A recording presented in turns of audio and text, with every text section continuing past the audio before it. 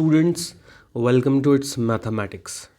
Students, इस video में हम एक नया चैप्टर स्टार्ट करने जा रहे हैं, that is linear equations in two variables from your class 9th, that is chapter number 4। सो हमने लास्ट क्लासेस में, आपके प्रीवियस क्लासेस में हमने देखा कि linear equation in one variable क्या होती है। So let's take an example. जैसे मैंने एग्जांपल लिया x+1 इज इक्वल्स टू 0, ठीक है। तो ये क्या है? Linear equation in one variable है। वन वेरिएबल, देखो वेरिएबल मतलब जो क्वांटिटी मेरी वेरी करती है, ठीक है ना, सिचुएशन के अकॉर्डिंग। तो अब यहाँ पे देखो कितने वेरिएबल है, एक ही है x। तो ये इक्वेशन क्या हो गई? Linear equation in one variable हो गई, ठीक है। इतना हमने लास्ट क्लासेस में पढ़ा था। तो इस चैप्टर के अंदर हम लोग कंसिडर करेंगे लीनियर इक्वेशन इन टू वेरिएबल्स, ठीक है। So let's see. तो स्टूडेंट्स, अब हम लीनियर इक्वेशन इन टू वेरिएबल्स को एक एग्जांपल लेके समझते हैं, ठीक है ना। तो एक आपके एनसीईआरटी में एग्जांपल दिया हुआ है, काफ़ी इंटरेस्टिंग से एग्जांपल है। कंसिडर करते हैं कि एक ओडीआई मैच चल रहा है, ठीक है, वनडे इंटरनेशनल मैच हो रहा है, ठीक, और क्रिकेट मैच। दो प्लेयर्स हैं, ठीक है ना, दो प्लेयर्स हैं। दोनों ने क्या किया? कंबाइंड वे में, अब मैं क्या करता हूँ, एक प्लेयर को मान लेता हूँ x, ठीक है, और दूसरे को मैं मान लेता हूँ y, क्योंकि दो अलग अलग एंटिटी हैं भाई, दोनों अलग अलग एंटिटी नहीं है, दोनों अलग अलग आदमी हैं। तो दो अलग अलग मैंने वेरिएबल्स ले लिए, x और y, ठीक है। और अब मुझे गिवन क्या है कि दोनों ही प्लेयर्स ने साथ मिलकर के कितना स्कोर बनाया है? दोनों प्लेयर्स ने साथ मिलकर के, मतलब इसके कंबाइंड रन्स और इसके कंबाइंड रन्स, दोनों के रन्स को अगर मैं कंबाइन कर दूं तो क्या आएगा? टोटल स्कोर 176 आ रहा है, ठीक है। तो अब देखो यहाँ पे मेरे पास क्या है, x और y, दो आदमी हैं, दोनों ने कितना स्कोर किया टोटल मिला के? 176, ठीक है ना, ठीक है। तो अब इसी चीज़ को मैं क्या करता हूँ, एक इक्वेशन की फॉर्म में लिखता हूँ। देखो यहाँ पे मैं एक इक्वेशन बनाता हूँ। मुझे क्या दिया हुआ है कि दो प्लेयर x प्लस y, मतलब x का स्कोर और y का स्कोर, टोटल स्कोर कितना है? 176। तो ये जो मेरी इक्वेशन बनी, ये इक्वेशन क्या कहलाती है? लीनियर इक्वेशन इन टू वेरिएबल्स। लीनियर इक्वेशन इन टू वेरिएबल्स। अब ऐसा क्यों है? क्योंकि देखो यहाँ पे दो वेरिएबल्स हैं, x और y, ठीक है। अब मुझे पता नहीं है कि x ने कितना बनाया और y ने कितना बनाया, क्योंकि ये वेरी भी कर सकता है, कुछ भी हो सकता है, ठीक है।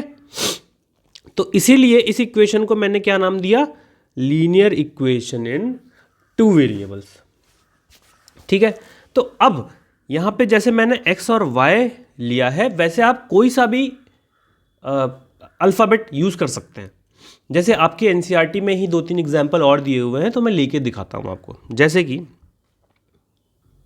तो यहाँ पे देखते हैं दो तीन एग्जाम्पल।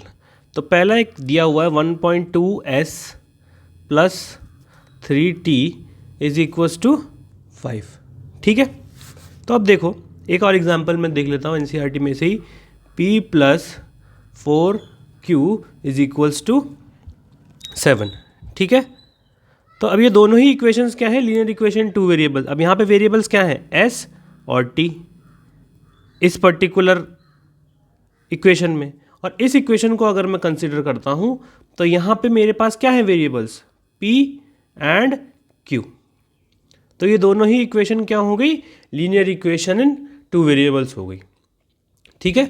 तो यहाँ तक समझने के बाद मुझे एक चीज़ समझ में आई कि लीनियर इक्वेशन का एक जनरल फॉर्म भी हो सकता है। तो अब हम डिस्कस कर लेते हैं कि लीनियर इक्वेशन का जनरल फॉर्म कैसे रिप्रेजेंट होगा।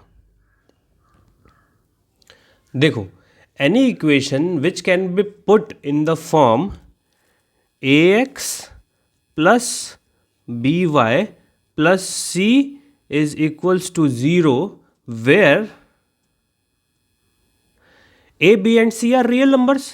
a, b and c are real numbers and a and b should not be equals to what? 0, then it is called linear equation in two variable. तो उसको हम क्या बोलेंगे?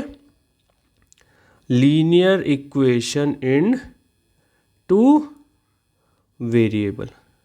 मतलब ऐसी जनरल फॉर्म, अब ये जनरल फॉर्म है मेरी, ठीक है, a x plus b y plus c is equals to 0, जहाँ पे ए बी और सी तीनों क्या हैं?